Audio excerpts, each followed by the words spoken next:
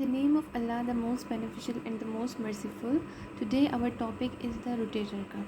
Actually हमारे पास rotator cuff group of the 4 muscle है जो कि ग्लिनोह्यूमरल जॉइंट को स्टेबलाइज करता है और उसको सपोर्ट करता है। और उसकी हम लोग जैसे कहते हैं ना कि ग्लिनोह्यूमरल जॉइंट एक ऐसा जॉइंट है जो कि internal, external, lateral, medial 360 angle सारी रोटेशन करवाता है। अब वो वाली जो रोटेशनल है उसमें 4 मसल्स जो हैं उसको स्टेबलाइजिंग अफेक्ट मतलब प्रोवाइड करती हैं, उसको हम लोग कहते हैं रोटेटर कफ मसल्स। अब वो रोटेटर कफ मसल्स में कौन कौन सी हैं?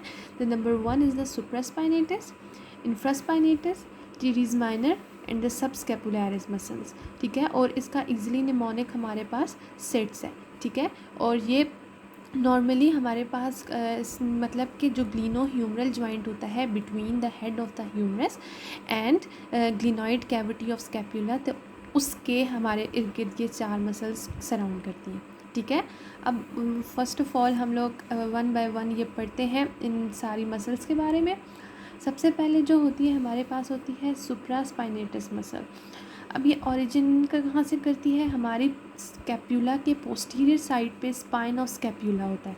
अब स्पाइन ऑफ स्कैप्यूला से जो ऊपर वाला जो एक स्ट्रक्चर होता है ना, that is known as the supraspinous fossa, वहाँ से ये ओरिजिनेट करती है और ये ह्यूमरस के ग्रेटर ट्यूबरकल पे जाके इंसर्ट करती है। ठीक है, नेक्स्ट हम लोग जाते हैं इंफ्रास्पाइनेटस पे। इंफ्रास्पाइनेटस, अब जो स्पाइन ऑफ स्कैप्यूला वो ही पोस्टीरियर साइड पे स्पाइन ऑफ स्कैप्यूला के जो नीचे जो सारा होता है ना एरिया, उसे कहते हैं इंफ्रास्पाइनस फोसा। ठीक है, अब वो वहाँ से ओरिजिन करती है और जाके ग्रेटर ट्यूबरकल ऑफ ह्यूमरस पे इंसर्ट करती है। ठीक है, नेक्स्ट आ जाती है हमारे पास टीरीज माइनर। एक्चुअली अगर हम लोग स्कैप्यूला ड्रॉ करें ना, तो जैसे हमारे पास ये इंफ्रास्पाइनेटस जा रही होती है ना, तो इंफ्रास्पाइनेटस के ही नीचे से टीरीज माइनर एक मतलब मसल जो जा रही होती है, और ये पार्ट मतलब कि ज़्यादा ये कवर्ड नहीं हुई होती है बाय डेल्टॉइड मसल।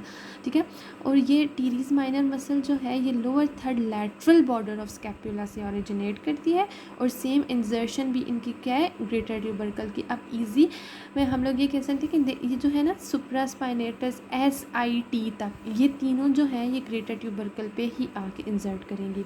ठीक है, नेक्स्ट आ जाती है सबस्कैपुलरिस। अब स्कैपुला के एंटीरियर वाली साइड पे प्रेजेंट होता है सबस्कैपुलर फोसा, वहाँ से ओरिजिनेट करती है और ये लोअर ट्यूबरकल पे। ठीक है, अब ये याद रखना है कि सबस्कैपुलरिस वाहिद है जो कि लोअर ट्यूबरकल पे आके इंसर्ट करती है।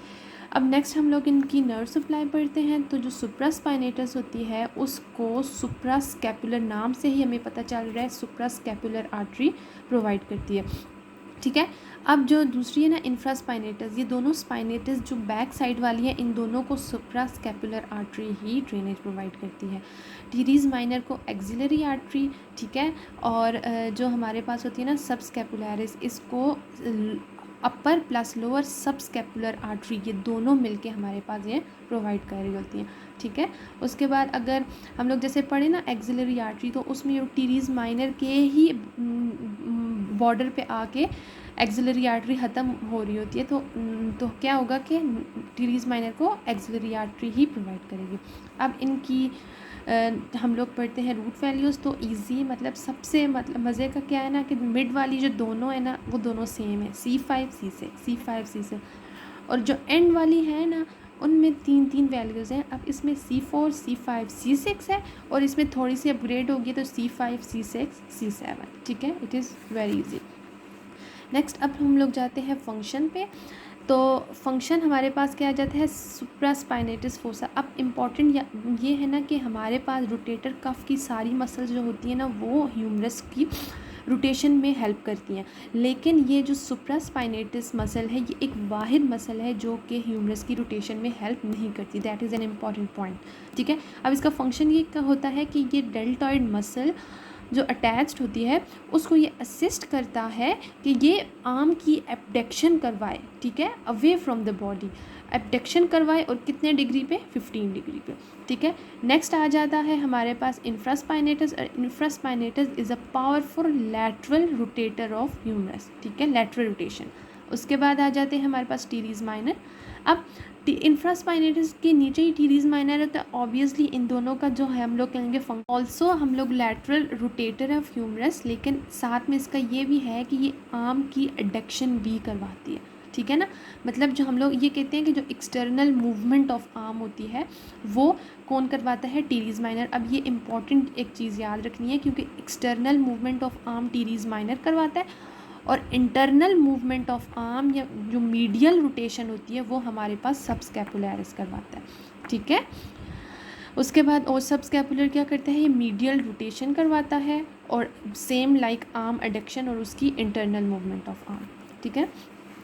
उसके बाद हम लोग देखते हैं कि अगर मतलब कि हमारे पास एक पेशेंट आया, उसकी सुप्रास्पाइनेटस फॉर एग्ज़ाम्पल अगर हम लोग कहते हैं कि वो डैमेज्ड है, तो वो किस तरह मतलब कि डॉक्टर करेगा कि वो डॉक्टर टेस्ट करता है कि वो उस किस तरह करते हैं कि आर्म को ना एबडक्ट करते हैं, और मतलब स्पाइन ऑफ स्कैपुला एक स्ट्रक्चर होता है ना जो कि मतलब हम लोग फील कर सकते हैं, तो उसके सुपीरियर एंड पे जो प्रेजेंट होते हैं, तो उन डॉक्टर्स को पता होता है कि दैट इज़ द सुप्रास्पाइनेटस, ठीक है। और अगर हमारे पास सुप्रास्पाइनेटस क्या कहते हैं डैमेज होगी, तो ऑल्दो ये हमारे पास क्या होगा कि एबडक्शन ऑफ आर्म में बहुत ज़्यादा डिफ़िकल्टी होगी, ठीक है। उसके बाद अगर हमने ये देखना है कि इंफ्रास्पाइनेटस को किस तरह करते हैं कि एल्बो को फ्लेक्स करते हैं, फ्लेक्शन ऑफ एल्बो, और आर्म को अडक्ट करते हैं, और जो मसल होती है उसको हम लोग पैल्पेट करते हैं to the inferior of the मतलब के स्कैपुलर स्पाइन के इन्फीरियर जो स्ट्रक्चर होता है उससे हम लोग मतलब के कर सकते हैं कि हाँ यहाँ पे इंफ्रास्पाइनेटस प्रेजेंट है।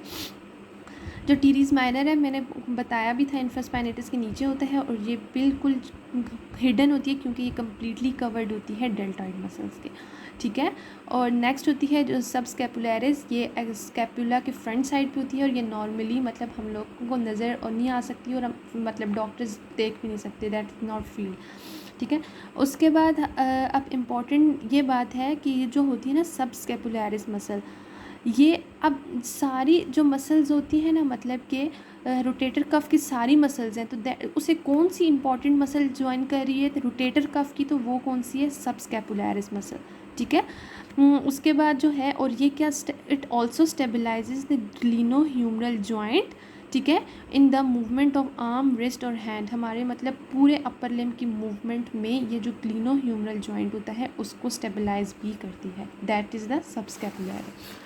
अब हम लोग फंक्शन देखते हैं। फंक्शन रोटेटर कफ का क्या होता है कि it stabilises the glenohumeral joint, ठीक है, and their primary function during all movement of glenohumeral joint is to hold the humeral head in the glenoid cavity of scapula, ठीक है। मतलब कि हमारी ये वाहिद जॉइंट है ball and socket joint, glenohumeral joint, जो कि 360 डिग्री एंगल पे हमारे पास रोटेट करता है। तो ये वाली जो मसल्स होती हैं अलॉन्ग विद देयर टेंडन्स, ये हम मतलब कि क्या करते हैं, स्टेबलाइज करती हैं, और जो जॉइंट होती है उसकी डिसलोकेशन से प्रिवेंट करती हैं। That is all about the rotator cuff.